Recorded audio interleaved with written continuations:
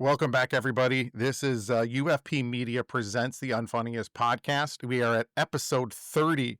Mike and Jimmy, we are all three of us back. The three musketeers, the three best friends, whatever you want to call us. We're all back together. Welcome back, Jim. Thank you, guys. It's good to be back. Awesome. Little absentee there. Well, yeah, we Bright won't hold it and against vibrant. Yes, HR is going to talk to you about that one. No, it was a no call, no show. So that's we'll perfect. talk to you about that later. Yeah, that's fine. Famous number 30, since we're on number 30. I'm going to go with Bernard King of the Washington Bullets, Terrell Davis of the Denver Broncos. You got Steph Curry. He's a nobody. And, Chris Osgood. Yeah, I guess maybe he was okay in this town. Jimmy's going with Ozzy. Ozzy. That was, oh man, you stole my thunder. Absolutely. So I was looking, I'm like, I thought there had to be more famous number 30s than there really were. And there weren't as many as I thought. Let me think. Was Thane Gash, former Cleveland Brown? I believe he was number 30. Gash. Thane Gash, free safety for the Browns back in the late 80s. Thane 30. Gash. Yeah, 30. that's definitely a football name. What Thane was Gash. 31. 30. No. Hasek was, wow. Jeez. He wasn't. All right. Boy, the silence is deafening. I'm going to leave that up to you guys for your. 39. Oh, that's Oh, what okay. it was. Yeah. How about Yeah, turning 39. 30? 30. We're still in our early age. We're not quite middle age yet. We're still in our young 30s. So veteran Brady young looks guy, like as Doug Carson would say. Dracula on TV right now, by the way. Count Dracula. Yeah, he's got a leather vest on with then a double-breasted, almost looks like a wool coat that has a very large collar that almost appears that it has a hoodie in it with his gloves on. He looks like Count Dracula. Who is this? Brady. Tom Brady. Of course he is. He's got a blood boy and everything else, I'm sure. He's not going to age anymore in the rest of his life. He's got too much collagen in his face. Brady. Yeah, absolutely. Pete. So let's recap a little bit of our own stuff here. Mike and myself ventured out yesterday. Both of us found it had nothing to do on a Saturday, so we went over to Oakland University to see some actually pretty good basketball action. Yeah, I in believe town. I actually said that to him. Like, this is the first Saturday, and I can't even tell you how long. Probably years. No, I'm kidding, but years. But where I didn't have something going on. So I'm like, let's go to the. Well, you had mentioned it on whatever day that was, Friday, right? Friday, yeah. Yeah. So I said, heck yeah, let's go. So doubleheader at Oakland U. At the Golden Grizzlies, women at noon versus Cleveland State. And then the men played at 3 p.m. versus the University of Toledo Rockets. Yeah. Aunt Terry, alma mater. Of course, I used to go to Rockets games when I was little, literally in the stands cheering like a maniac because my aunts both, of course, like I said, went there. And I vividly remember going to those games back then it was called Centennial Hall. So if you've ever seen Toledo's sports arena for UT, it's pretty cool. It's kind of got like a promenade over to the one side, and then it climbs pretty quick. Again, everything's relative to your own age, but if you look at, let me see if I can find How it old really were you quick. then? Now it's called, How old were you? 6, 7, 8. All right, so I wasn't non-existent. No, you were not thought of yet. Yeah. John F. Savage Hall. Yes, once again, we're going off on a tangent. I've been to Savage that. Hall. Been there a couple of times to Savage Hall with Western, and it's cool. It's a nice arena. I can't stand anything about Toledo when it comes to sports, so I'm not the best person to talk Listen. about this. The Glass Bowl, everything else. What would but you whatever. say you do here? I run this. I edit. I'm not the star. That's obviously Jimmy. So Exactly. The arena opened in 1976, originally seated 9,000 for basketball, up to 10,000 for concerts. As part of a $30 million renovation addition to the arena completed in 2008, the seating capacity was reduced to 7,300 for basketball, up to 8,300 for concerts. Yeah, so let me see if I can find a quick picture and share it. Again, this is pointless information, but for my own self-interest and my own memories of the wonderful Savage Hall. I'll see, it looks completely different than it used to look because of the renovations that they made to it. But it's pretty neat. Hold on, I'll share my screen here. Downtown Toledo's grown pretty well, too. Downtown Toledo has grown significantly to the point of this past week we had our trade show there, and people made comments like, wow, this is completely and totally different than it used to be. I didn't expect downtown Toledo to be even remotely close to this. I think Here we the go. biggest Here is quote by Savage far Hall. was from a Jay Ward saying, "How come you can't throw any stools on the on Fifth Third Field anymore?" From Frickers. So I think that's the biggest problem. Yeah. So here's Savage Hall. Can you guys see it? Yeah. Yeah, it looks pretty cool. Yeah. So it's pretty cool. It's got pretty neat. Taller ceilings than Oakland. Oh yeah, You know, the arena. I love the arena. I think they did. Well, a fabulous job with it. I sent you guys that text, obviously, with the sound system, the JBL. Obviously, I had to look it up, but they purposely. Oh, there. Listen. Okay, there's can you guys see that original picture over there? Yeah. On the right hand side. See how far up it goes. Look at the scoreboard, and then behind it. Mm-hmm. That's how far the stands used to go up. Yeah.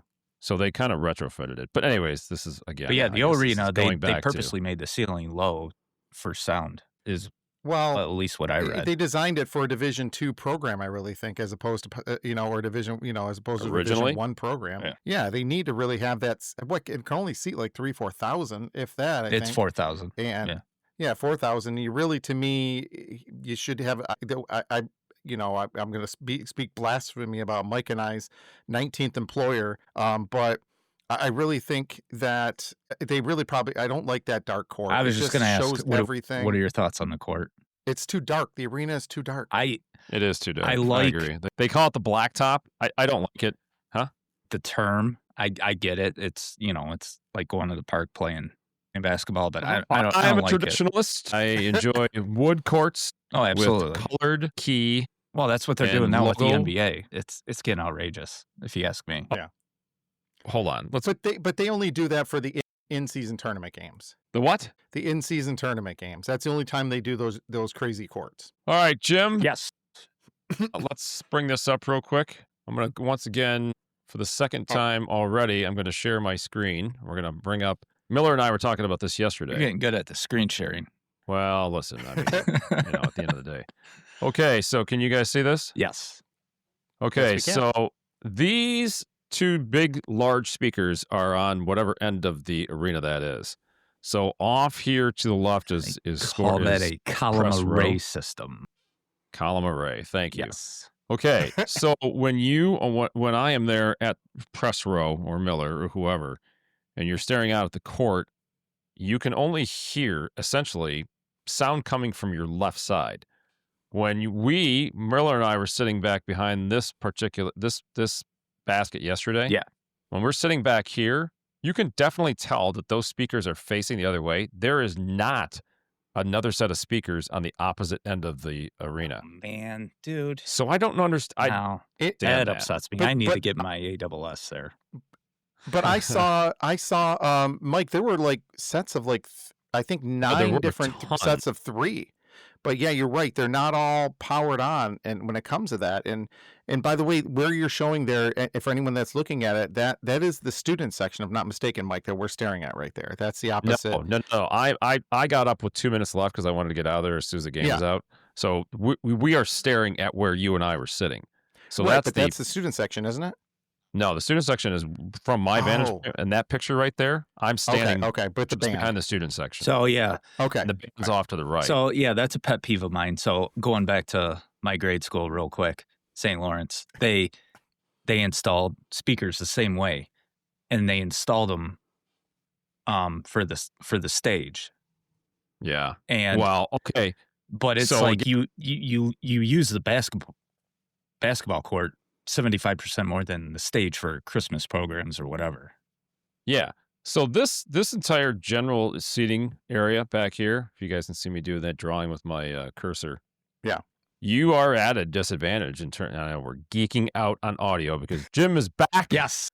And then we're focusing on audio. You know it. I'm kicking testing 1, 2 grocery cart right siblings. Now. So we're going to have to talk with our friends at Oakland University to find out why that is a phenomenal sound system.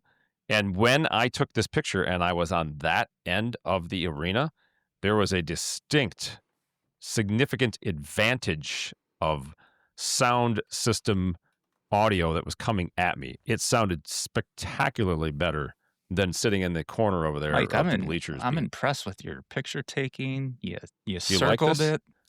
Now, look Yeah. at the circles. I mean, you want to talk about professionally picture drawn circles of said speaker system. I love it. Anyways, this was yeah, I'm gonna stop sharing my screen again. I'll go back No, to you're here. good. So yeah, Miller and I had a really good time. Charlotte was there with her two little friends. I think they certainly seemed like they had a great time. The photographers and the on-screen, in-game folks were focusing on the girls, which I think they thought obviously was very cool for them. By the But way, they think their dad and Uncle Mike are like the coolest people in the world because we know people. Like that's the funny thing. You guys How are a long big can we deal. continue I this mean, come ruse on. up? Yeah. Listen, I was very impressed. I am very impressed with the entire team, the production team at Oakland, and how they put everything together. Game day, especially from audio to public address announcing to graphics to the on-screen display. Mark, you made a good point. The large screen that was essentially behind us, and how high def that was. Jim, they turned down the lights. They get the music going. Yes. They have the video board with the introductions of each player. You know how they come up and they go, all that stuff that they do. I'm not doing it justice, clearly. No, but there's a lot of work into that. There really is. yeah, it's really cool. I was very impressed with the entire production yesterday, both the men's and the women's games, and how they did everything. It is a cool setting. It is a great atmosphere. I thoroughly enjoyed. I mean, I sat there and watched, 4 hours of basketball essentially, and enjoyed every minute of it. I loved it. It was great. It was great to be in that setting, see the excitement. Listen, I will say this. Mark, are you raising your hand? I was just adjusting my camera so you guys could see say, me. Or my. Let me know the light better. So is the light better on do me? you have a question? No, clearly not. All right. So I was going to say this really quick, and this is the same thing that we talk about at the high schools too, and we're trying to generate. And I think there's some success stories with women's versus men's. There does seem to be. Mark, you made a comment that you were impressed by the crowd that showed up for the women's game. Yeah. Versus even the volleyball. Clearly, the men outdraw the women. I'm not saying it in any terms of, preparation, whatever. But I was impressed by the turnout for the girls, and then I was really impressed by the turnout for the guys' game at 3:00 versus Toledo. So yeah, the whole day was just really cool. It was great to be there, just to be part of that atmosphere. And that game went down to the wire. That place got loud, which I love. People were on their feet. Oakland, I believe, got a runner in the lane with about 10 seconds left. Toledo came down, did not call a timeout. I was kind of surprised by that. Toledo coach did not call a timeout. Took a three, missed it, got a long rebound, tried to take another short jumper just outside the key, and that was partially blocked. And at the buzzer, did you like that impersonation? Wasn't that great? So yeah, great day. And to what you said about the women's team, this is Coach Newell's Coach Keisha Newell's first year with the Oakland women's team and with Very the Lady impressed by Grizzlies. her. And yeah, I mean they got a great team there. The girls, just the heart that they played with, they really were playing with some great heart. Really made a couple good runs. It's going to be another year or two, I think, for them. And I think they're putting the thing that Oakland has put into their basketball program that most Division I schools don't is they have a separate practice facility. And people were saying, "Oh, that's stupid." It's just a little gym. It's not just a little gym. It's not having to share any gym time with the volleyball teams, with concerts, with anything else, or with any other programs that are going on inside of the arena. This is their time that they can have just strictly for them, and it's a huge recruiting piece that they can show to any potential recruits that this is what we're showing and this is what we think of our basketball programs. Yeah, and I'll tell you the other thing that I was really impressed with too is you can tell when kids are playing, kids, these are 18, 19, 20, 21-year-old They're kids. still kids. Young adults playing for a coach. And at no point in that game yesterday versus Cleveland State did you see them quit. There was a couple times they got down by 14, 15 points. They got that thing down to, I believe, 3 or 4 in late third quarter. So to her credit, she had them playing. She had them playing with a lot of energy. I mean, they were banging in the paint, throwing some, not haymakers per se, but some you nice could just elbows. tell they were competing, and they were competing hard. So the future certainly seems very bright for the Golden Grizzlies women. The other thing I was really impressed by, so when a substitute comes out or a substitute goes in and who they're going in for comes out. It is, and I'm assuming this is a Greg Campy thing because the men did the same thing.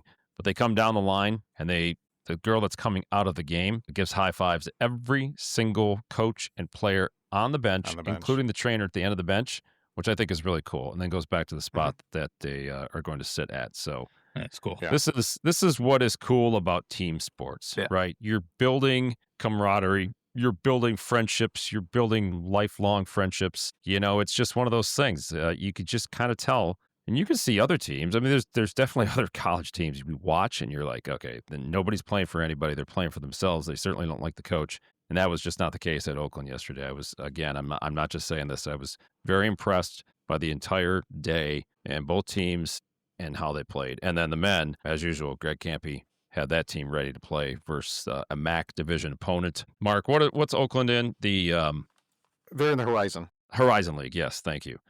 So I guess you would say that they're playing up to the MAC and the UT, but they came away with the 1-point victory, and it was cool to watch. I was awesome. It was just so cool to be there. So we're going back. All right. Absolutely. Jimmy, I got a question to ask you. Yeah, go ahead.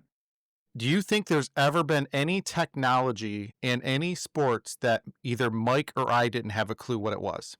Well, I'll admit, I'm going to show a picture here. Okay. Do you think there would ever be something where Mike and I would have no clue what a technology was in the sport? Mind you, this technology's been around for 20 years. JMO's mask on Thursday? No, that's new. That's still new. What do you got? Touchdown Bears. I'm going to show a picture here, Jimmy. I was always a fan of the... You'll see here. Center court. You tack your shoes. So, do you see this? I do. That's on a referee's belt. What is it? It's called the clock technology. Precision Time PTS, Precision Time System. Okay. And it's been around since almost the 90s. So, whatever on-ball official puts the ball into play, they go reach around on their back, and as soon as the ball is touched, they push a button and the clock starts in the arena. And then whenever they blow a whistle, whenever a whistle is heard, the clock stops automatically. Okay. That's cool. You know what that reminds me of? I had no clue. Was it last week or 2 weeks ago when Josh Allen was doing an arrow with his pointer behind his back, telling the running back where to go? Yeah, he was.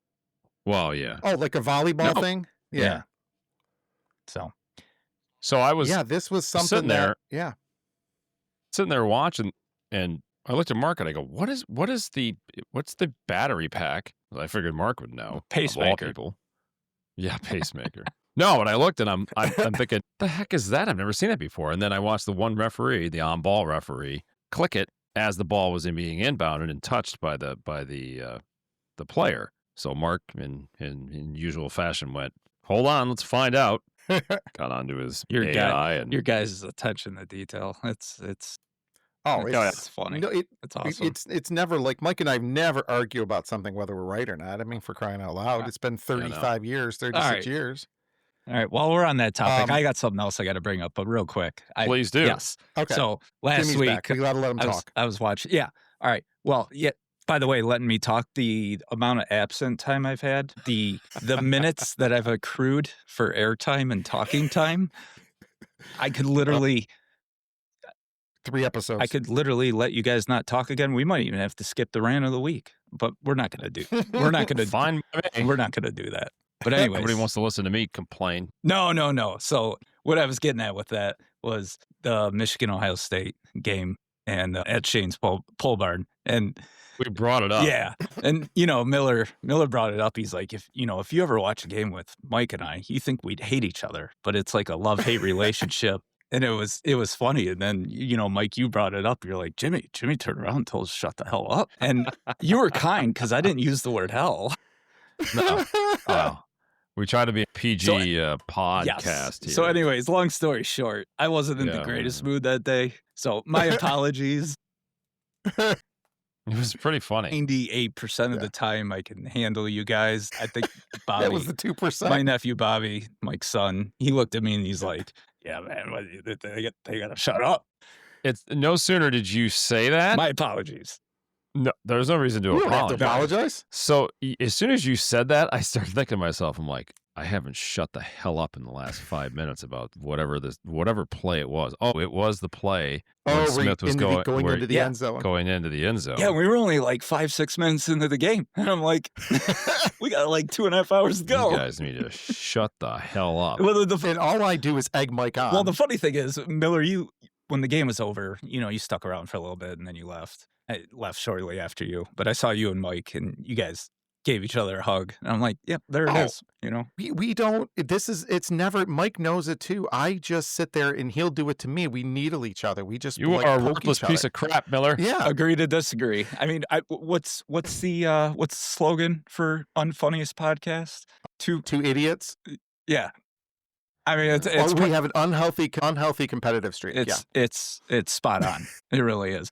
I will tell you this for our followers and listeners. If you've never experienced watching any type of sporting event with Mike and Mark, it's a once in a lifetime experience. Experience. It's amazing. You have to do it at least once. Too. We both of us know everything. Yeah. There's nobody else knows more. Yeah. You'll get a good night's sleep by that the night. way. What's that? Let's Bears and Pack are tied at 21. Yeah, I said that. Pack is driving. 8 minutes left. 7. There was important football news today in college football, and it's not about that stupid CFP. I'm going to show you something here. I think we need to make a road trip on the 19th of December. It's a Friday because the Western Michigan Broncos will be facing the Kennesaw State Owls. I don't even know what state they're in. Could you repeat Kennesaw who State Owls on Friday, December 19th in the Myrtle Beach Bowl. Oh my. Myrtle Beach, South Carolina. I think they need to send us there as to represent the bowl, and I think that's going to be our bowl. That's Friday, December 19th? Friday, December 19th and get this, Mike, 11 a.m. kickoff. Why? What? That's why? unnecessary. 11 a.m.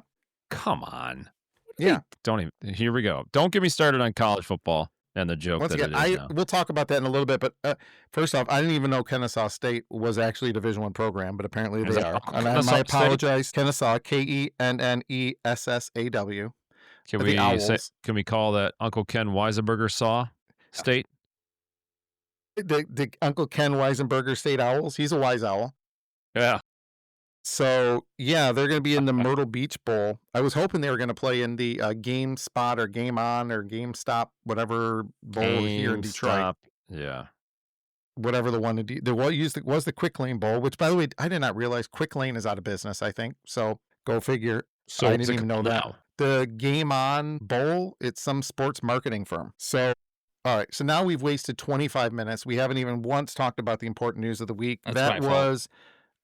No, I think it was all of our faults. Jimmy, you're back, so we just wasted an extra 5-10 minutes, but that's okay. Lions' big victory over the Cowboys on this past Thursday night. Yes. I know we've got some thoughts on this. I'm going to go over a couple things real quick here. Lions, I think, played better than they had in a long time, and I think that the Cowboys have been always overrated this season. I don't think there's ever been a year in my almost 51 years on Earth that the Cowboys have ever been. They're overrated every year. It's because they are quote-unquote America's team. But, Mike, talk about a few things you saw. We'll talk about a few things. I'm just going to also say that number two things, the offensive line play was incredible for the Lions, the way they switched up their guards. And I think that, once again, Gibbs is the closest thing I've seen to Barry Sanders since Barry Sanders played. Yeah, I would 100% agree with it. Look at this. Look at an Amazon truck at 7:05 on a Sunday night delivering packages. What are we doing? Dude. You don't need to deliver packages at 7 o'clock at night for crying out loud. I need my Sharpies. That wasn't even my ramp, but I might turn it into my ramp. I'm looking outside and I see a stupid Amazon You ever truck see the Sebastian skit? His new one. And Sebastian Maniscalco? Yeah, he's like, you get an Amazon truck that rolls up and, driver gets out and he's in Amazon paraphernalia. And then next thing you know, it's midnight and a white rape van shows up. And the guy comes out and he's like, how do you know where I live? It was, oh my God. We need to be back to core values in this country. Cracks me up. We don't need stuff being all right, anyways. I do. I need my stuff overnight. Let's get back to it. We don't Let's get back to Lions. Yeah, the Lions. Okay, so I'm going to listen. I'll be the first one to admit that I was absolutely wrong. I did think that Dallas was coming in here after the I did too. the 3 weeks of performance by the Lions, I was two losses, 1 win, barely beating the Giants, beating the 2-10 hapless Giants at that point. So I was surprised. I did not have a lot of faith in Dan Campbell, and I'm listen, again, first to admit, very wrong. I texted you guys on Thursday or morning or afternoon. I said this will be a true test because I think the Lions looked like a rudderless ship that was out of control the last 3 weeks. I said this will be a true test for Dan Campbell to see how he handles adversity, because realistically, outside of the first 2 seasons where there was zero expectations on that team, and those teams were terrible. Being the underdog, doing what they did the last 3 years, getting the NFC Championship game, blah, blah, blah, blah, blah. I was very curious to see how they were going to react in this situation where the expectations were clearly very high for this team, and they were not living up to expectations. I think they would probably self-admit that. And to my surprise, and obviously to my pleasant surprise, they came out and put an ASS whooping on the Cowboys. That game got close a couple times, but generally speaking, I think, Mark, to your point, the offensive line play was far, far better. And the changes that they made, Jahmyr Gibbs continues to be probably one of the most impressive players in this league right now. I think that just overall, I was pretty impressed with their game plan. Again, for some reason, I didn't have a lot of faith. And it's funny, Hoppy came up to me on Friday night after the game at North. And he goes, "Can you give Dan Campbell a little bit of credit?" I saw that, yeah. I said, "Yeah, I will. I'll give him some credit." But listen, I like Dan Campbell. I don't know that I've ever really been his biggest fan. Clearly, it's easy to pile on when the chips are down. I mean, if you look at the lines and the stat line, I mean, Goff was 25 of 34, 309, touchdown, only one sack. One sack. Huge. So he finished with a 111 rating. Montgomery had 6 carries, 60 yards. Gibbs, 12 carries, 43 yards. So not just, I mean, listen, his catches were more indicative of his total game because he had 7 receptions for 77 yards. So he had over 100 all-purpose yards. But he just continues to be electric. And probably, to your point, Mark, as close to Barry Sanders as any Lion has been. And for that matter, any player in the league has been. Just when he gets the ball, it's just like your eyes are focused on him. Like, okay, what's he going to do? What's he going to do? He'll surpass Barry next game. He should. Yeah. It wasn't a pretty game, but no, they made the plays they needed to when it needed to be done. They stepped up when they needed to. They bounced back. So it was a solid win. Definitely. I thought the play calling was good. Like you said, the O-line, it's good to see them. Gibbs, dude, the guy's phenomenal. You look at the post-game conference, Campbell talking about St. Brown, and I didn't know. I didn't think he was going to play. And, dude, I mean, he didn't look like he hurt his ankle at all. And he's like, he is the toughest SOB I know. Yeah, and SOB, that's who we are. So I thought that was pretty telling and awesome. I mean, look at Jack Campbell in that game. 12 total tackles. What was 6 he solo? 18th pick? Was he the 8th? Yeah, I think so. Yeah. He Got was a sack. first round. Yeah. 1 tackle for loss, 1 QB hit. 18th pick. Anzalone had another big game, 7 tackles. Muhammad, who got a game ball, he had 3 sacks. To me, people were complaining about Aiden Hutchinson, and this is the first game I think you've seen the rest of the defensive line step up. If you're going to double team Aiden Hutchinson, that means Elquidin Mohammed, number 96, is going to be available. He got 3 sacks. He's got 4 quarterback hits, 3 tackles for losses, 3 solo, and 3 total tackles. So if you're going to double him and you're still going to get 5 sacks. He got a sack. Jack Campbell got a sack, and then the other sack was Aleem McNeil. So you're going to get 5 sacks. Double team him all day, because that means you're going to have somebody wide open and someone's going to be able to rush the quarterback with only having single teamed. I did notice he got owned a few times. One of Muhammad or Hutch.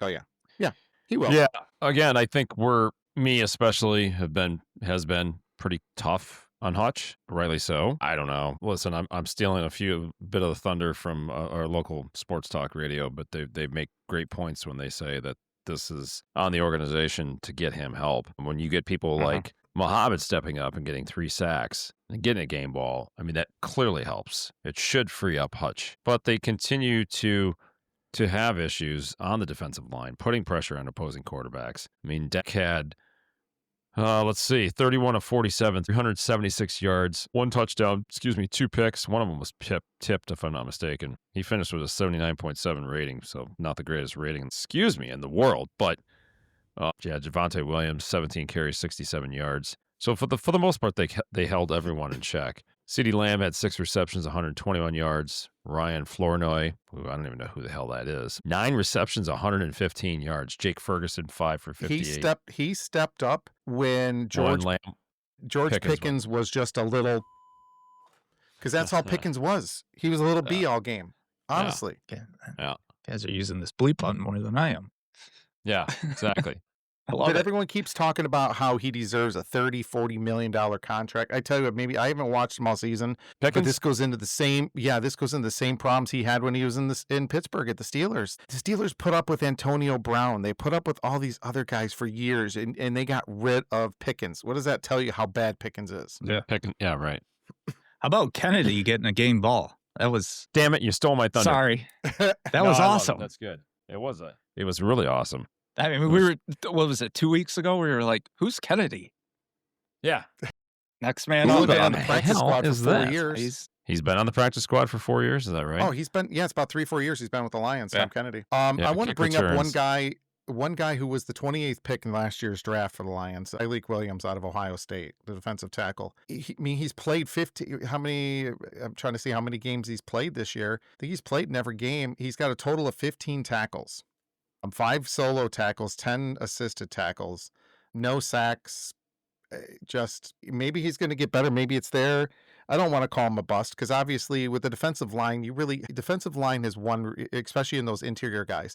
You have one thing. You're supposed to be the offensive line of the defense. Pardon the expression, obviously. You're supposed to free up Jack Campbell. You're supposed to free up Malcolm Rodriguez. You're supposed to, free up Anzalone. And so they don't have anybody on them and they can make those tackles. So maybe, and I'm not watching obviously tape. I should probably look at tape a little closer, but maybe that's what he's doing. And Tyreek Williams really is that kind of taking on 2 or 3 guys to make sure those linebackers are open. But for number 28 pick in the draft, I would expect a little more out of him, especially a few more tackles. 28-21. So here we go. Green Bay. We got 4 games left. Got Stafford and company next. Ooh, that is going to be a tough game. It's a tough one. Tough game. If in LA, I think the Lions will, they have been. I don't see a win, but I don't see a loss either. I don't either.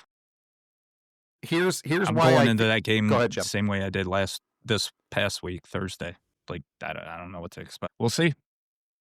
I feel a little more comfortable for one reason. On what I saw this week out of the Rams. Do you see the score of the Rams game? 45-17.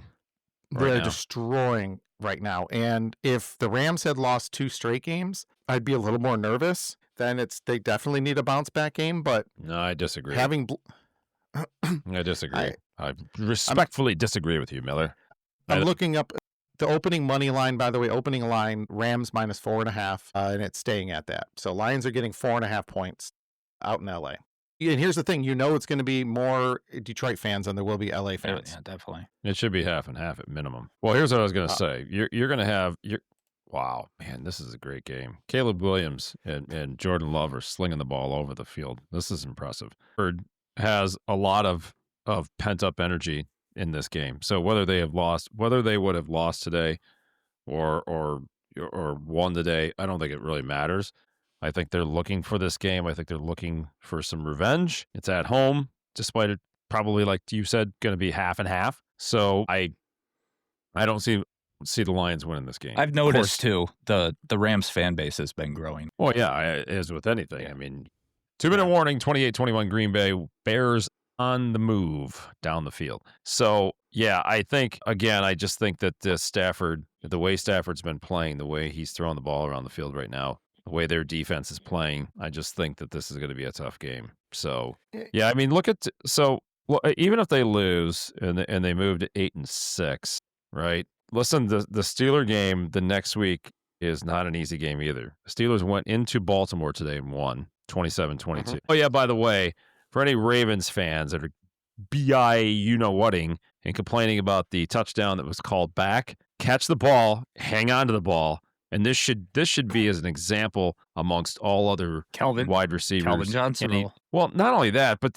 I said this to you guys last night in the Ohio State game. The one touchdown that Ohio State had, the kid, it wasn't Smith. I think it was Tate. He got the ball. It seemed like he had it for a split second, then he throws it. I'm like, dude, can we please just hang on to the ball? I don't understand this notion of you have to throw the ball immediately. Like, why would you even give a referee any chance to say incomplete because you didn't complete the process of the pass? It's exactly what happened in that game today. He caught it. He put 1 foot down, 2 feet down, and before the third foot went down, he lost control of the ball. It's an incomplete pass, period, end of story. It's the same thing with these kids that go across the end zone where they look like they got a free run right into the end zone, and then they throw the ball before they cross the goal line. Hang on to the ball. Why don't you do something? You want to celebrate, go celebrate. Hand the ball to the referee or spike it maybe, right?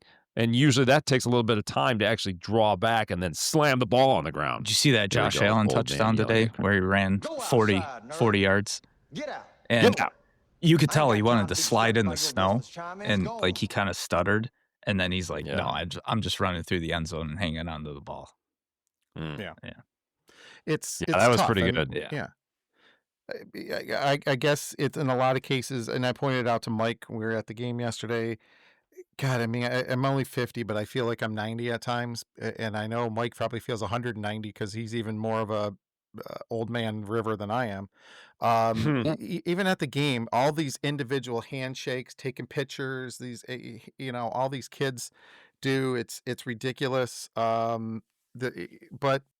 Well, everything's about social media. Everything's about what can I do to get clicks. Everything's about how do I become prominent? How do I become a star? How do I become an influencer? How do I become this? Speaking of that, if everybody can like and share us and comment on us and make sure you guys are telling your friends, we appreciate that. Yeah. Try not to use social media, though. So try not to use social media, though. So joking. I mean, Jimmy, outside of this, but I did a geeky thing the other day at the Luther North Mooney game.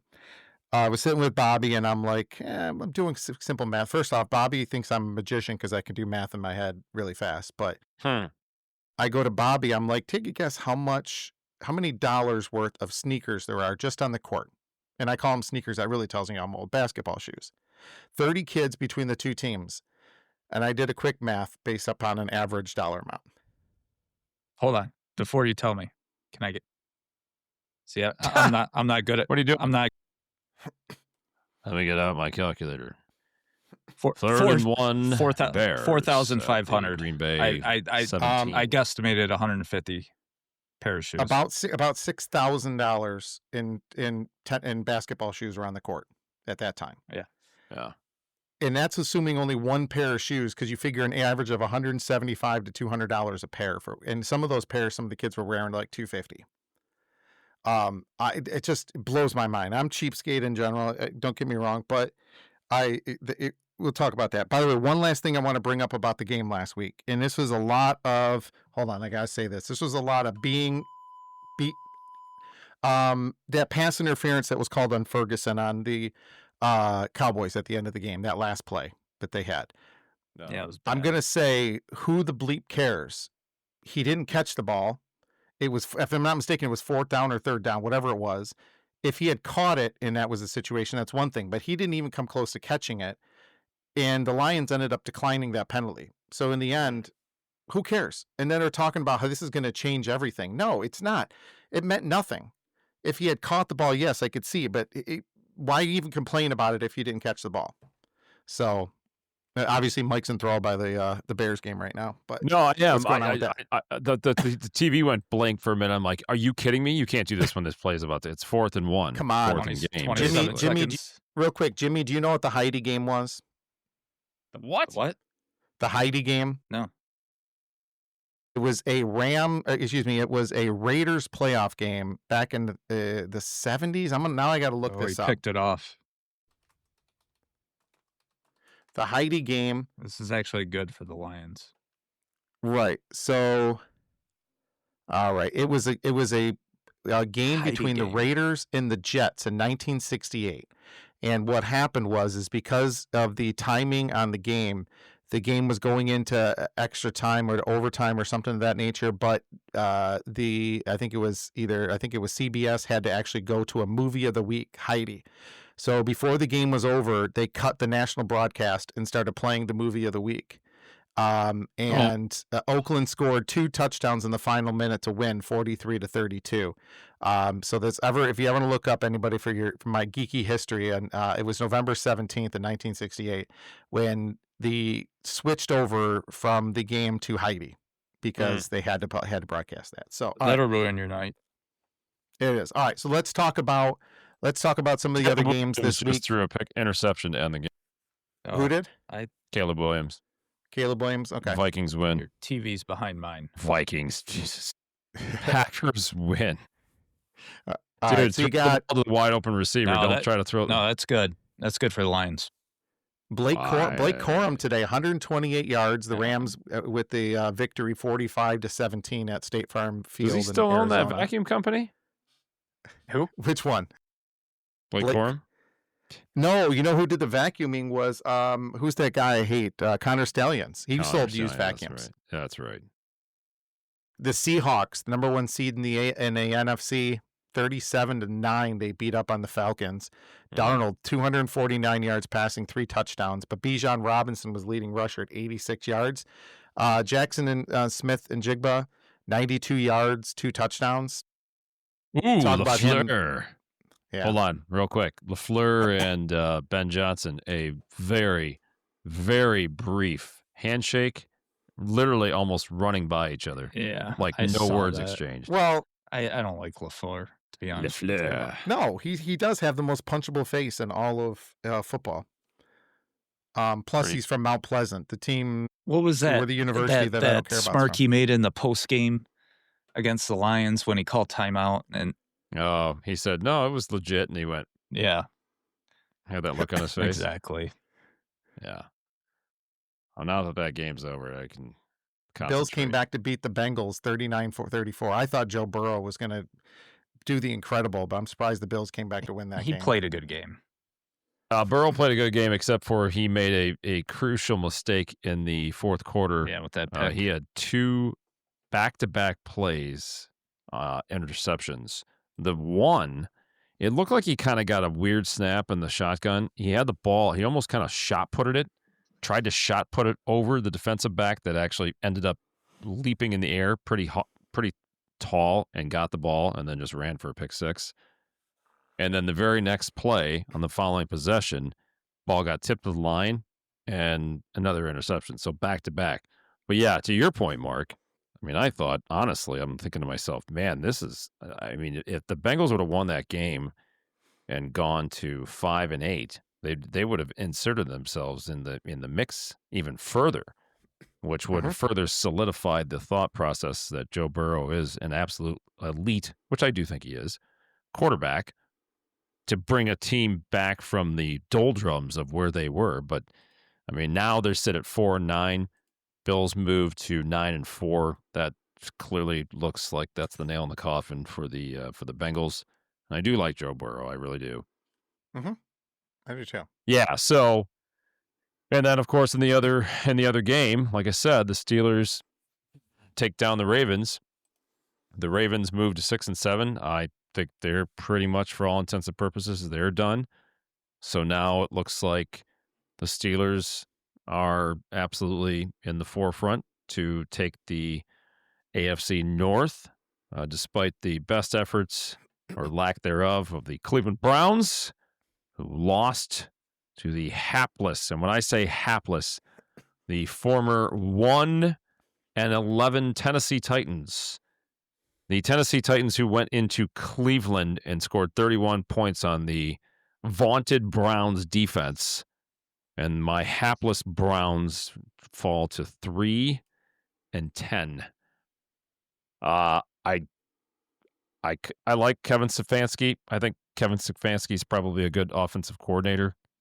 He's not gone tomorrow. He's gone. Yeah, I think they have to fire him. You don't have a choice. So let's be proactive with this. Haslam's. John Once Gruden. again, You forget Gruden. He's going to ask for too much money. Who Like cares? Jimmy and I. Oh God. $3 million a year. Here we go. That's all we want. $3 million It's funny. and a home near the lake so Mike can put his boat. That's one of my $3 million, Browns. We'll be there. I'll be there tomorrow. That's one of my notes. I obviously following you guys, being absent again. Miller, I heard you put that out there. I'm willing to. I've got no calls. I don't know why.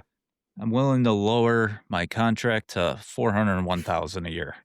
Does that number sound familiar? Okay. Does that sound familiar? It does. It does.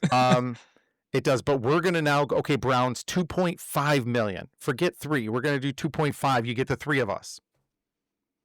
Get the 3 of us. I'm gonna have to go lower. Here's the deal: if this is going to happen, I want the number 19 in the Ring of Honor at whatever stadium they're going to be playing in. Bernie Kosar's number needs to be retired. Period. Yeah. End of story. I agree. I'll take less money if that happens. That being said, obviously for our North Ohio fans that we have, we've got a pretty good amount of people that listen to us for Browns discussion. Shedeur Sanders, Mike and I were talking before we came on, and I said, what are they going to do? Try to lose so they can take 3 more quarterbacks in the draft? And I didn't realize what Shedeur put up today, but put up 364 yards, 3 touchdowns. Yeah. 1 pick. I mean, he's young. He's going to throw some picks early on, and he was sacked twice. But what more do you want a quarterback to do? Well, he looks better than Dylan Gabriel. I don't know if you guys saw this or not, but Deshaun Watson was cleared to practice as well with the Browns. Oh, Jesus. It does appear as if he is going to be on the roster for the 2026-2027 season. He has to. Yeah, because it's going to cost him more money to cut him than it would be to put him on the bench, and hopefully he gets another injury. Yeah. Yeah, I mean, Shedeur didn't look. I didn't get to watch the game because once again, it was not on here. Last week was an anomaly, being able to watch them lose to the Niners. But, yeah, I mean, listen, Myles Garrett had another sack today. Had 2 QB hits. Yep. 3 tackles for losses, 4 solo tackles. So he continues to put up Hall of Fame numbers, essentially. But I mean, outside of that and outside of the quote-unquote promise of Shedeur, I guess, at this point, thrown for 364 yards. But, I mean, this is the vaunted Browns defense that gave up 31 points to the, I continue to use this word, hapless. Well, I don't know other way to describe what the Titans were. A free fall. And now the Browns are clearly free falling. It's hard to even talk about. It's just so frustrating. I feel like a Lions fan from 5 years ago who were in this very same situation. And before they brought Dan Campbell in. Yeah, look at that. I just gave Dan Campbell some more credit. All right, so real quick. Andy. Garrett or Parkins? Who are you taking? What? Right now. Garrett or who? Parkins. Micah Parsons? Yeah. Garrett. Well, there's no doubt. Dude, Garrett is on a totally different level than anybody in the NFL right now in terms of defensive linemen. And he's not as injury prone as Micah Parsons has been. I saw that question and they put Hutch in there. I'm like, Hutch is... No. Yeah. I'm like, no. With Micah Parsons and Parsons and, Garrett. Garrett? Yeah. Oh, dude. Nope. No. Hutch is a good No. Hutch is a good player. He's a good player. Not in the same he had a great rookie. sphere. He had a great rookie season. He had a decent second season. So expectations are high. He's not playing the same football he used to, at least this year. You know, I'm looking at the stats from that Cleveland game, guys, and Cam Ward, 117 yards passing and 2 touchdowns, nothing. Yeah. Tony Pollard, 161 yards rushing and 2 touchdowns. Still, okay, that's carries. great, 181.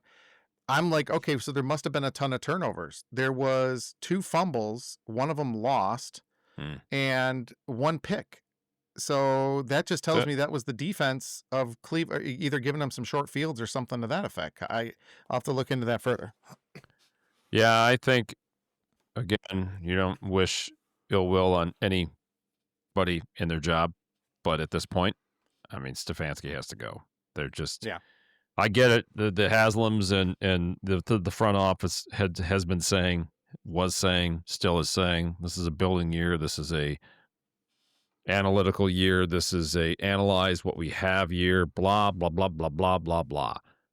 Yeah. Yep. You can't continue this. This is not promising. There is nothing promising coming out. Again, I guess the only thing that's promising is Myles Garrett.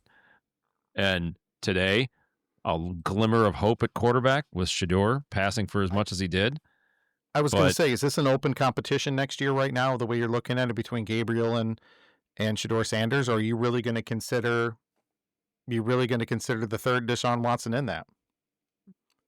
Well, I still think mean, if he's Deshaun gonna be on Watson's the most despicable NFL player in history, but that's a different story. Well, yeah.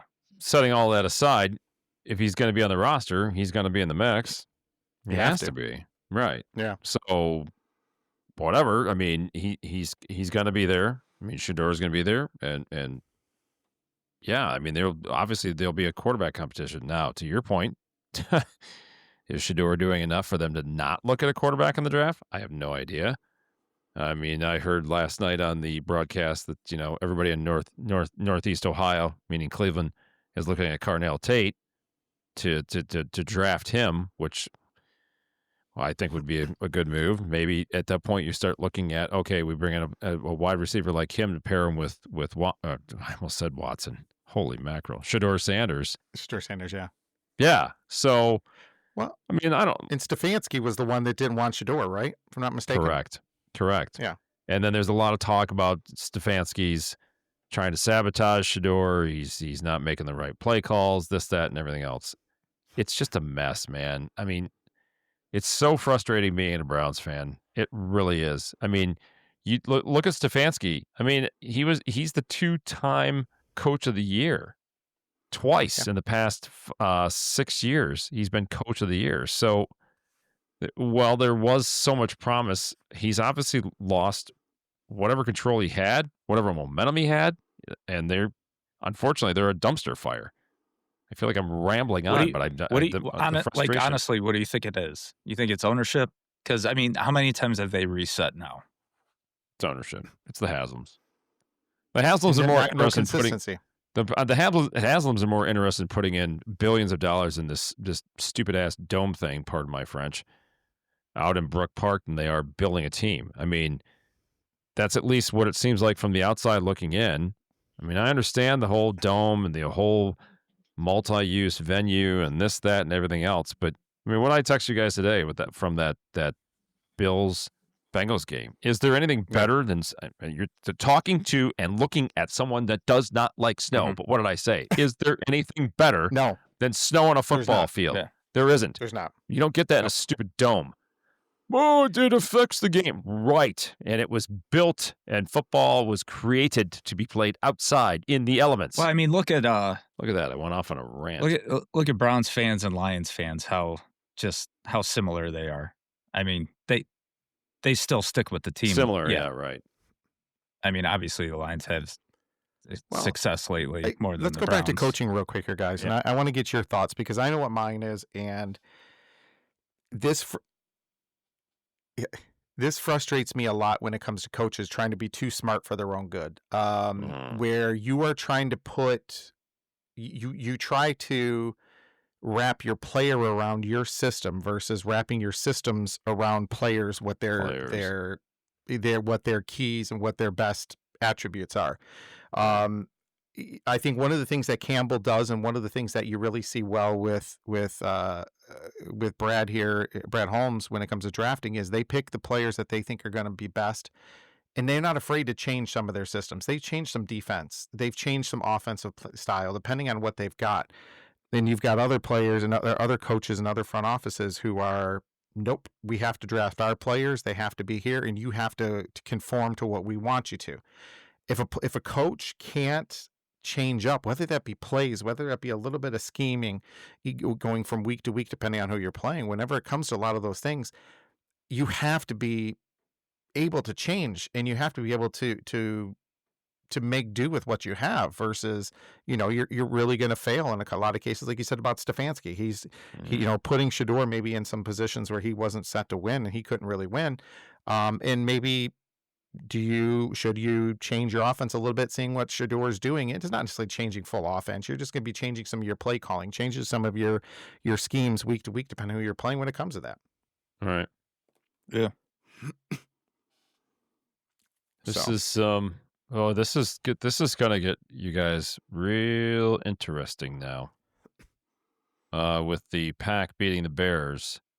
So now you're looking at let's see. So the Pack have Who's on tonight? Houston. the Pack go to the Broncos. So at Denver. And then they're back versus the Bears at Chicago. They get the Ravens at home, so versus Baltimore, and then they wrap up the season at the Vikings. So let's just go through this really quick. So let's just say the Lions versus at the Rams, they lose, drops them to 8-6. Versus Steelers, I do think they win that game. Mhm. That's So 9-6. Yeah, I think they go to Minnesota, and I think they win there, 10-6. Last game of the season at the Bears. Sorry, I think that's a loss. That's for everything. That's for everything. I think that's a loss. That puts them at Depends 10-7. on the weather. It's going to be cold, obviously, but Yeah. I mean, so you put those snow games in there, that it changes everything. So you've got the Pack is now 9-3-1, right? They've got that tie. Uh-huh. The Bears dropped to 9-4. You've got Carolina sitting at 7-6. You've got San Francisco at 9-4. I'm just using the teams that they're bundled in with the Leos as we speak. Yeah. And then you've got Tampa Bay at 7-6. So essentially, you're going to get Tampa Bay and Carolina battling it out. That's going to come down to the last game of the season. They play each other the very last game of the season. That'll be for the NFC East, essentially, right? Or I'm sorry, no, that'd be the NFC South. The South. Because Carolina, let's go at Saints. That puts them to 8-6. Versus the Bucks, I think they probably win there, 9-6. Versus Seahawks, loss, 9-7. At the Bucks, let's say they lose that, they're 9-8. Tampa Bay versus the Falcons, they've improved to 8-6. At the Panthers, I said that was a loss, so that makes them 8-7. At Miami, I think they win 9-7. Versus the Panthers, 10-7. They win the NFC South, so they're in. San Francisco probably will end up versus the Titans, 10-4. At the Colts. Oh, the Colts are reeling. Did you see that game today? Yeah. I was just going to bring that up after. They've talk about that real quick while I do this, will you? Yeah, they've lost 3 straight. The Chiefs, the Texans, and the Jaguars. I mean, they got blown out by the Jaguars today after one of the hottest teams in football. But then I didn't see that coming. I didn't either. I thought, Daniel Jones maybe truly coming back to earth. Mm. I think it's sad. Dude, the Niners could end up 13-4. Mm-hmm. They have a pretty favorable schedule going forward. The Bears versus the Browns. So the Bears are they'll improve to 10-4 next week. Versus the Pack, my guess is they win at home versus the Pack. They move to 11-4. At the Niners, I think they lose 11-5. Versus the Lions, they win 12-5. The Pack 9-3. They're at Denver. I think they lose at Denver. I think they're going to 9-4-1. At Chicago, I think they lose there 9-5-1. Versus Baltimore, win 10-5-1. And then they're at the Vikings 11-5-1. So even in this scenario, I think the Bears still win the North. The Pack are in at 11-5 at 11-5-1. The Bucks are in at 10-7. The Niners are the Lions still at this point are in as the 8th seed right now. The way I just played this out at 10-7, believe it or not, at least according to what I'm looking at here, is they're in. Hopefully, because you've got Rams, Green Bay, Philly, Tampa. Oh, I didn't put Seattle in there. Ooh. Ooh. I mean, the whole scenario is going to change next week too. So Actually, I'm sorry. They're out. Yeah, every week it's going to change. They're out at 10-7. Sorry, the Lions are out at 10-7, not in. They have to sneak a win in. They have to win. They have to win at the Rams or at the Bears. If they lose either one of those games, they're out. That's the way I look at it right now. They got to win 3 out of 4, and they definitely have to win that Bears game, I think. Yeah, you're right. They have to win 3 out of 4 for them to get in. Or any combination. 2 losses. If they go 2-2, they're done. If they go 3-1, they've got a chance. Yeah. Clearly, if they go 1-3, it helped that Green Bay out. one. So, yeah. I mean, maybe. Not really though, because if they would, you want to bring their record down because Green Bay already, Yeah, but if they would, but they lose all tiebreakers with the Pack, so yeah, it kind of helped them that the Green Bay won, but this is going to be an interesting 4 weeks here, boys. Oh, because if Green Bay wins out, obviously beats the Bears again, they win the division. So that helps the Lions. I'm predicting the Bears beat the Pack at home. So I've got the Bears at 12-5 winning the division. A half game over the Pack at 11-5-1. At least that's the way I'm looking at it right now. So the good thing is it'll be fun. We're going to experience the greatest reality TV show ever in sports. Sports is always the greatest reality TV show. Oh, I was going to say, what are you surprising me with? Are we creating a new reality TV show? I don't know. We're going on Watch the Amazing football Race. with Ward and Miller. How much would people pay for that? Not much. This is the Diary of Mark Miller. Shoot, you think you know, but you have no idea. Let's switch over from the guys that get paid to the guys that get paid in college football. Get paid less. Some of them they do. Some of them they get paid more. Let's talk about the college football playoffs. The biggest upset, the biggest controversy we're hearing right now, obviously, is Notre Dame getting shut out. And not only that, Notre Dame's athletic director came out and said, this is a farce. We don't believe in it. In fact, we're not even going to go play in a bowl game this year. So they have withdrawn their name from a bowl game. Tells you how rich a school is when they don't need $3-4 million to go play in a big time bowl. But I'm looking at the teams now who made it, and looking at these first round matchups starting in the 19th. Oklahoma versus Alabama. I don't think Alabama or Oklahoma, either one of them, deserve to be in it, but that's just me. Texas A&M, Miami, Oklahoma. Tulane versus Ole Miss. We're not even going to get into it today, but I'm going to go into what Lane Kiffin's contract is at LSU. Let's just say that if Ole Miss wins the title this year, Lane Kiffin gets a bonus of $1.5 million from LSU. Wow. You've got James Madison versus Oregon, Tulane versus Ole Miss, and then you got Ohio State, Texas Tech, Indiana, and Georgia getting the byes. It's funny, the ACC, the two teams that played in the ACC title game, neither of them are even going to be in the college playoff. But you've got Miami that's going to be in it there. Duke winning the ACC title game with 5 losses. I think they should have put them in. That would have been crazy. But what do you guys think? Do you guys disagree with what I said about that? This what the hell is it? The best of 5, not System. the best of 5. What's the Power 5, right? Oh, Has to get the 2 automatic bids or the 2 conference champion bids. Mm-hmm. Why don't we just go with the best 12 teams in the country? I mean, I understand playing for your conference championship, whether it be Big Ten, Pac-10, whatever, right? But how do you keep Notre Dame out of it? I mean, they've been one of the most, if not the most dominant football teams in America outside of Indiana, clearly, which outside of like last night's win against Ohio State.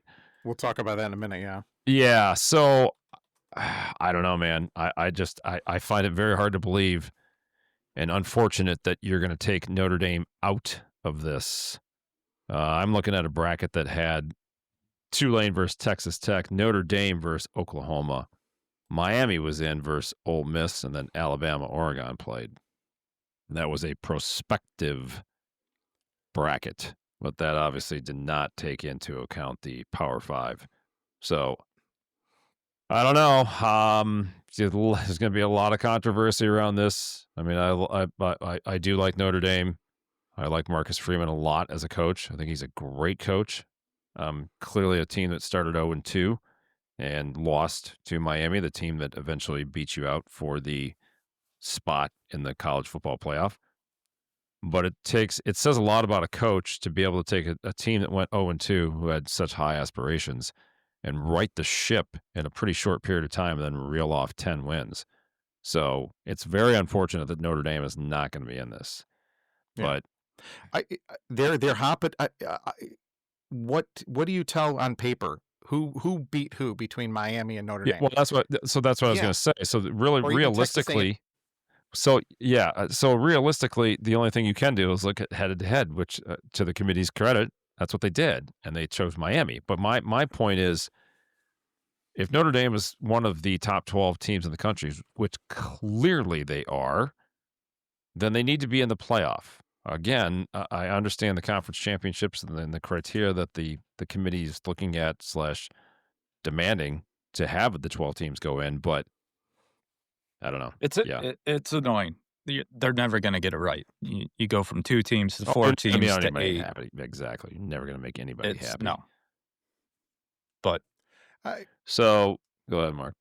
I was just going to say, do you penalize teams that maybe were in their conference title games? I mean, let's look at BYU. BYU, I'm just trying to find where they're playing. I think I know where you're going with this. So they're in the by the way, the greatest bowl game, the Pop-Tart Bowl. Can you tell me what state and city the Pop-Tart Bowl is in? The what?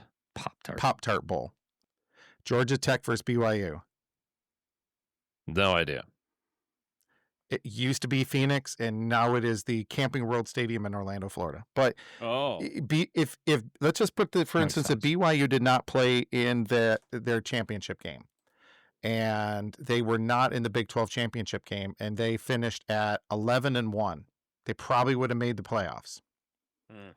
And granted, who would you have taken out? Whatever any of those things, maybe you take out an Alabama, you take out somebody else there, but they got hurt by playing in their title game. Texas Tech, obviously, the only 2 losses BYU had this year were both blowout losses at Texas Tech. So I think that's part of the equation. But it's interesting there. By the way, next week, guys, I am going to create a quiz for both of you.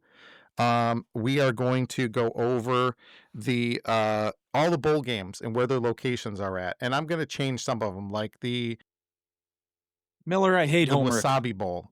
Yeah. Listen, shout out to ESPN, not for their ridiculous non-mobile phone compatible bracket. What a pathetic. You can't even read the stupid thing on one page.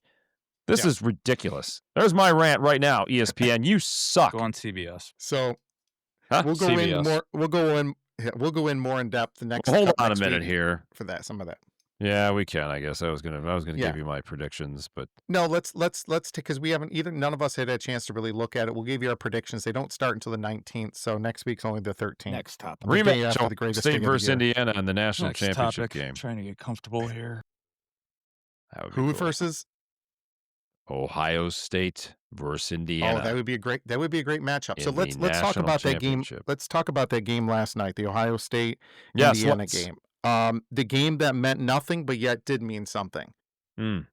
Reality, it did, because I think if Indiana had lost that game, it's going to be, well, it's Indiana. They haven't played anybody all year. Who can they beat? Whether Ohio State, we thought they were right. It was a good game, good division, back and forth. But I think we're going to have Clark on to give us a real breakdown of IU That text football. thread got a little Heated. well, I wouldn't say Not heated. heated, Just but yeah. agree to disagree. We can get into it if you want. Here's my take on last night's game. I give Signetti, even though he's not my most favorite coach in the world. He's one of your punchable coaches. Come on, Mike. You're being kind right now. Oh, I'm trying to be very politically correct. I'm trying to give you a very good analysis, but this game clearly meant more to Indiana than it did Ohio State. Indiana played like that was the national championship game. They played with emotion. They played with raw emotion. They dominated the lines of scrimmage. I shouldn't say dominated the lines of scrimmage, but they certainly held their own against the vaunted lines of scrimmage of said Ohio State. They had more passion. They had more energy. Ohio State, not that they clearly, it was a 3-point game, probably should have gone into overtime. Everything I just said. Ohio State looked at times a little disinterested, which you would probably expect. You are coming off of probably, arguably, the most emotional win of the Ryan Day era, and I say that with a little bit of tongue in cheek because he beats Michigan to improve to 2-4, improve to. Mm-hmm. But you could feel the monkey come off of his back and Ohio State's back. And again, I think I talked about this last week.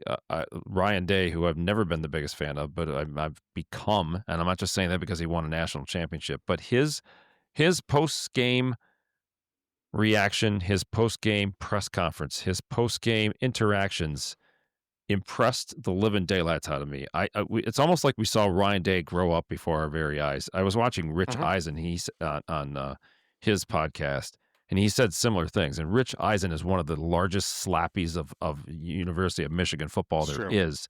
He gave Ryan Day a lot of credit, and I do too. What he did, what he said, how he went up to Sharon Moore and said, listen, we're not planting the flag, but please get your players off the field because it's going to cause, if there's something that's going to happen, it's because they're on the field. So he specifically came out and said, we're not planting the flag. We're not here to do that. And then in the post-game press conference, you could see the reporters kind of teeing up the questions to almost think that Ryan Day was going to go crazy and go, F Michigan, we kicked it, blah, blah, blah. And what did Ryan Day do? Very calm. He said, hey, we win this game. We win it with humility. We've got to put things into perspective. We have things left to do. We know what the big picture is. And I'm like, holy cow. Ryan Day literally just grew up in front of all of our eyes. I'm not saying that condescendingly either. So to my point about last night, getting back to that, where I do think that Ohio State, you could almost feel the letdown coming. I mean, it's almost inevitable. So that said, they're still in the game. They missed a chip shot field goal with a minute left, essentially, that would have tied the game, probably would have put it into overtime. So yeah, Ohio State looked like the playbook kind of got a little, not sketchy, but a little conservative. Looked like they maybe didn't want to expose a lot of things. Looked like they wanted to get out of that game without having a serious injury. So listen, hats off to IU. They played a spectacular game. Very impressed by them. They are well deserving of the number 1 seed in the country and in the college football playoff. Kirk Signetti has completely turned the entire program around. A perennial doormat being the Hoosiers of Indiana. Yes, he's led Mark? the blueprint. He's led the blueprint for how to do NIL in this day and age. How to coach an NFL and NFL junior team in this day and age. Yeah. Right. Two quick things I want to talk about college football before we move on real quick. Did either of you guys see the news about Iowa State and Kansas State? Yeah, Iowa State's go ahead. Iowa State and Kansas State both had their coaches move on to I think Iowa State's coach is now coaching Penn State, and I can't remember where Kansas State's coach is going to, but the Big 12, both of those teams, their athletic directors took them out of consideration for a bowl game because they don't have a staff in place. They don't have people that'd be able to play in that, to coach the teams technically right now. Big 12 fined both universities $500,000 because they're going to turn down bowl games. Which, yeah, I mean, honestly, they're costing their conferences a couple $1 million each by not going to a bowl game.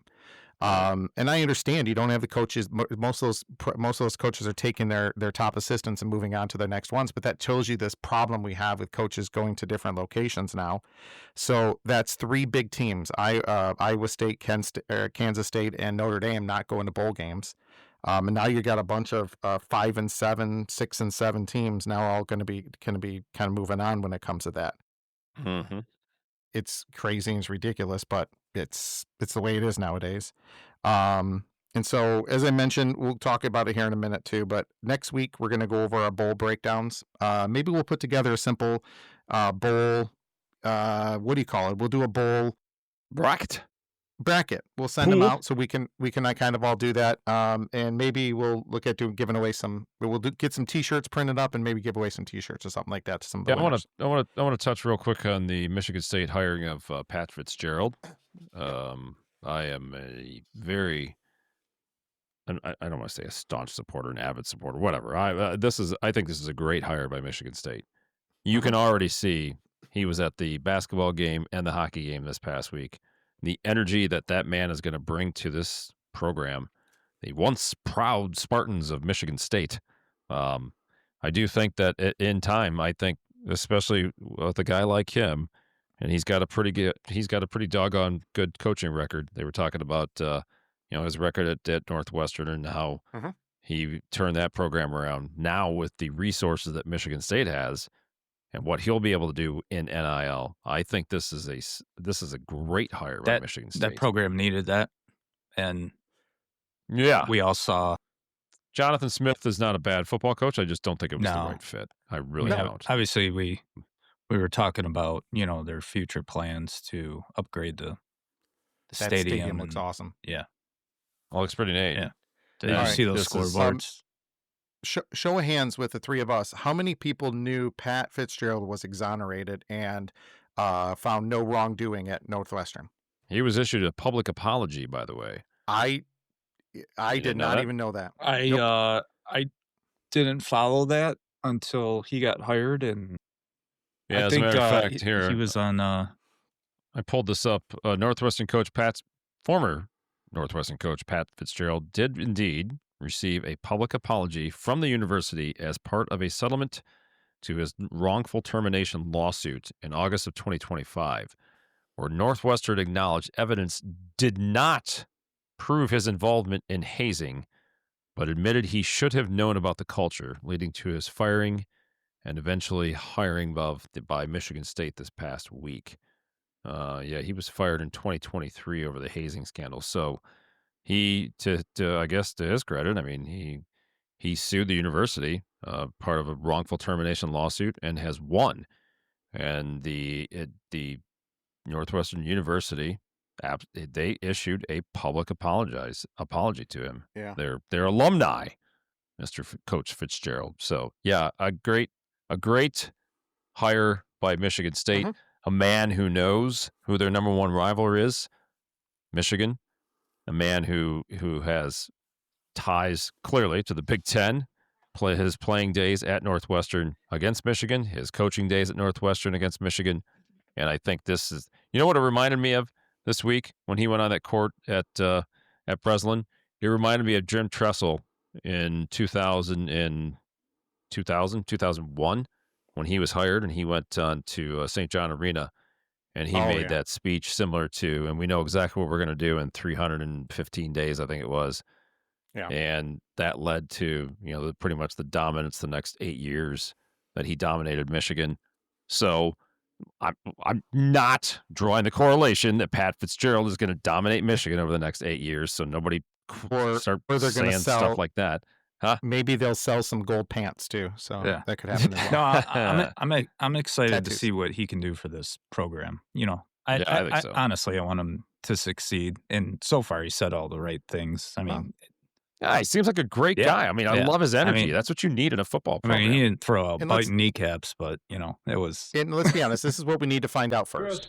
I would like to just get to know you. Yeah, we just need to get to know him first. Yeah. The UFP is going to reach out to him. Then he's going to do this. You get out of my face, or I'm gonna roundhouse your ass. Yeah, I can see him saying Right. that. So for we're going to sure. do those things. That being said, we're an hour and 20 minutes in. So, Mike, thanks, Jimmy. By the way, you've eaten up all of our time with your talking, but Dude, I think we need to go for this I one think here. I only used 40%. So Yeah.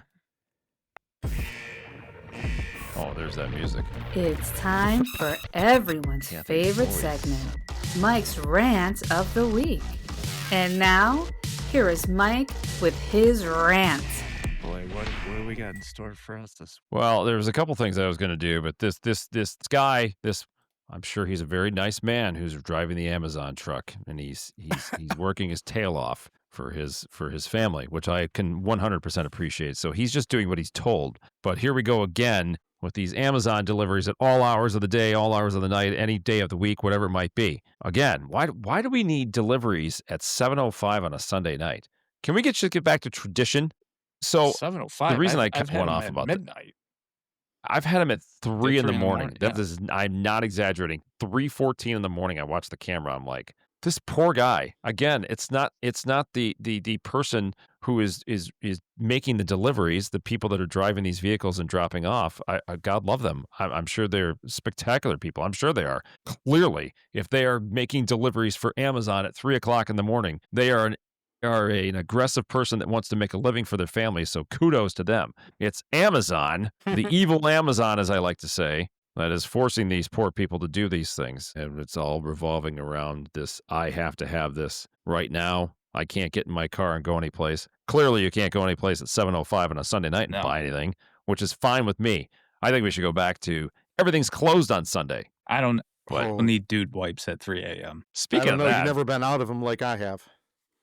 oh, I never run out of my dude wipes. Let me tell you about that right now. Because if I do, I know the next day we're going to have some serious irritation. Can't go without my dude wipes.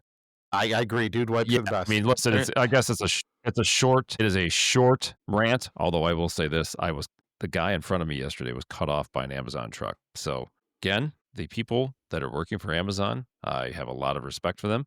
They're working their tails off. They're doing great things. It does appear that there seems to be some lack of training for these folks. And if they want to have a career and support their family, I think Amazon should invest in even more training, further training for all of their people. So there you go, Mr. Yeah. Bezos. You need to invest in your people even further. So, yeah. So I appreciate that, Mike, and I agree, but I need my stuff immediately. No, you don't. Just like that guy said, we got to get our microphones from Amazon. How else are we going to do our podcast to get this out to you fine people? I got mine. So I want to do a quick opposite of rant. I want to take a quick moment to do a very, very fast review and a heartfelt thank you for this past week. We had our trade show there in Toledo, which you guys did not get to partake in. Of course. I think the 10 years statute ago. of limitations isn't up for us yet, so we're not allowed back in Toledo. Oh, that's right. You're not together. back allowed in Toledo. But we Yeah. had a really Next we had year. a very successful trade show this week in Toledo. It was very well attended. It was probably the best attended trade show that we've had in 6 years. It was spurred on by combining it with our RV division. So shout out to our RV people and our RV accounts that flew in from all over the Midwest to make this a highly Just successful remember, event. Clark, that there's an RV. We're going to There take is it an when we leave RV. here next month. That's right. So the Had it? 2-day event went Wednesday and Thursday there at the Glass City Center. Wednesday evening from, I would say, 4:30 to 8 o'clock when it closed. It was insane. There was people everywhere. It was, I guess you would even almost call it a buying frenzy on the trade side, on the wholesale side. So just to see that many people there to support us, to support the vendors, I can't thank all of you enough. Shout out to one Robert Ward. Bobby, he took in his first trade show. He worked the aisle for SGL Sales and Marketing, all of the manufacturer rep groups that he's representing now, and I'm not just saying this as a Bobby slap because he's my kid. He far exceeded my expectations. I received multiple compliments from vendors, from dealers, from people I work with that came up to me and said, that kid is going to be a rock star. That's freaking awesome. It was pretty awesome to watch him in those booths talking about products and the passion he had. This is his first trade show. He's firing off stuff. He's talking about products like he's been doing this for 10 years. And people are looking at me and they're like, is he for real? I said, yeah. And he cleaned himself up. He cut his hair short, and he's like, He man, did. dude, He he's like, cut his curls dude, off the backside. Yeah. I'm like, dude, you look great. And Dude, obviously his girlfriend Sam's like, yeah, I think he looks awesome.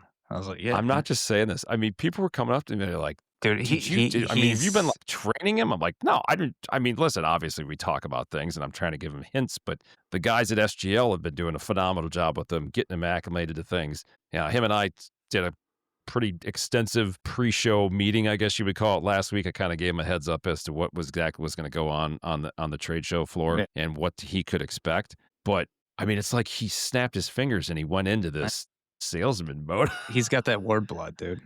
I mean, Dude.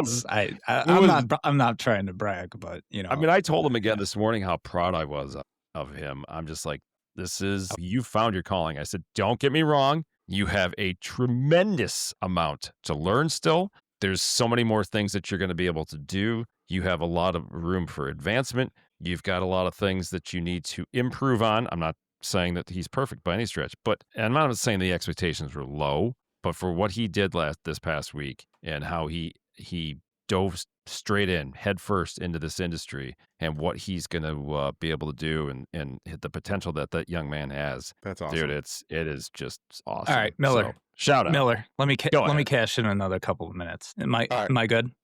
Okay. Yeah, sure, you've been gone for a while, so go ahead. So I want to piggyback off of that because there's a meaning to this. So, Miller, I know you brought up last week on the podcast that, you know, some of these schools need, you know, announcers for, you know, that they don't have. And I basically what I want to say, like, it's been 3-4 years now you guys have been doing this. Do you guys have great talent? You really do. It's a side job. You guys are doing something that I think you've always wanted to do, and you would do it full time probably. So I think that's really cool. We got paid, yes. Yes. So I just want to vouch for these two guys. If you need an announcer, do not call me. That's not my forte. Okay. If you want video and audio quality, call Jimmy. Yeah. Oh, yeah. Well, we work in tandem. Yeah. So the three of us, I hold on, I wrote this down. That's called the Pelican package. But anyway, all right. No, so real quick. Did you say the Pelican package? Yeah, that's from what movie is that? Man. God, what is Vince Vaughn? Oh, jeez. Of course. You mean Wedding? Or, no, not Wedding Crashers. Couples Retreat? Couples Retreat, yes. That's a great movie. Yes. Eden East. Yes. We call it the Pelican package. My God. All right, so man. So I'll make this as quick as possible. This is long overdue. Mike, go ahead. Huh? Go ahead. No, you're good. I need to thank you for, it was probably like 2 months ago. You did the announcing for a work event of ours. We had it at the Marriott Renaissance Center. You know, it was a contractor builder night. Our good friend, Kerry Wischlager, kind of spearheaded it. And, you know, he called me and he's like, he ended up going the one up north in Traverse City. And he's like, we need to do this in the Detroit market. So he kind of set it all up. So he called me and told me, you know, everything's booked, handled. And he's like, you know, you need help with anything? He's like, no, I think I got it covered. He's like, oh, you know what? Hold on 1 second here. I do need one thing from you. I was like, what? He goes, I want your brother's voice. And I was like, okay, yeah, I'll give Mike a call. And, you know, I called you and first voice transplant. You know, you had to check your schedule. You got back to me and you're like, yeah, let's do it, you know? And dude, you showed up, you nailed it. You knocked it out of the park. I had a couple Zoom meetings and, you know, at the state manager, regional manager, and they're like, yeah, we heard your brother's doing the announcing for us. And I was like, yeah, you know, credit to Kerry. That's what he wanted. And he's like, they got as good of a voice as you? Or does he have as good a voice as you? I'm like, no, it's even better. It's way better. And I'm like, I go, wait a second. I said, are you messing with me, Charlie? And he's like, no, I like your voice. I was like, okay. I'm like, no, you'll. And dude, they came up to me. I mean, obviously I introduced you to him and they're like, man, he's good. He's good. Dude, awesome. one of the girls came up to me and she's like, I heard that's your brother. And I was like, yeah. And she's like, does he do like MMA boxing announcing? And I'm like, we're now doing MMA. I go, no, he does, you know, but he does basketball, football, baseball. And he's getting into volleyball now too. Yeah. And she's like, oh, that's pretty cool. Dude, so many compliments. You made Carrie look good. You made your little brother look good. So Awesome. thank you. I appreciate it. No, of course, man. And we had a awesome. fun night. We went out to Pegasus, had a good dinner, and Oh, it was great. And- yeah. yeah, Thank you guys. You guys treated me. That night was awesome. yeah. That whole night was awesome. yeah, and you drove home at 1:30 in the morning. Yeah, I wasn't feeling staying in the hotel No, room you- that night for some reason. You wanted your own bed. I get it. I did. Been there, I don't done blame that. you. The advantages of not partaking in overconsumption of alcohol allows you to drive home at 1:30 in the morning. There's more to the rest of that night, but we'll leave it at I that. know. Right, exactly. Good times. All right, guys. Hour and 40 minutes in. Let's just, I want to say thank you to everybody again. A couple quick things here. Give me a second. Next week, and we're going to put together a bowl mania. We'll put together a thing here. We'll get it all out for everybody on social media. Next week, we'll do our full bowl breakdown. Jimmy, you weren't on last week, but your homework, and like if you watch it, your homework of watching I Like Me, the John Candy documentary, it is incredible. By the way. Yeah, I did see that. Watch it. Yeah, we watched it. Kathy and I watched it. It's awesome. It is awesome. Is it on We're gonna Netflix? it's on Amazon. I think Amazon. We're gonna recap the Lions and Rams. We're gonna talk some Pistons. We're gonna talk some Wings and get back up to speed with them. We're gonna keep pushing us for more jobs, getting us out more and doing more there. But Jimmy, what do you got going on this week? Got nothing? Just trying to get caught back up, to be honest with you. Work. That's about it. I got nothing. Right? Isn't that my Michael, go-to? how about you? For the first time in over 5-6 weeks, I actually have a light schedule this week. So, on the road, I guess, a little bit. I don't even know what that's in terms of my own territory. I've been traveling so much, doing stuff for the company, different trade shows from Vegas to Connecticut to Toledo, back, this, that, everything else. So, this will be a little bit more of a normal week. I got a lot of paperwork to catch up on for work too. So it's not that it's not going to be a busy week, but it'll. And dude, what are we 2 weeks away from? Christmas Shut is up. 2 weeks from Shut up. Thursday. Shut up. So Wow. I'm hoping to be gainfully employed by the end of next week, and cross your fingers for me next week. Yes. So thank you guys, everybody. We appreciate it. Share, look, Thank do you. whatever you can with us. Let everybody know, and hope you guys have a great week. Have a good Have week, a guys. spectacular week. Stay warm. All right. See ya. Do it.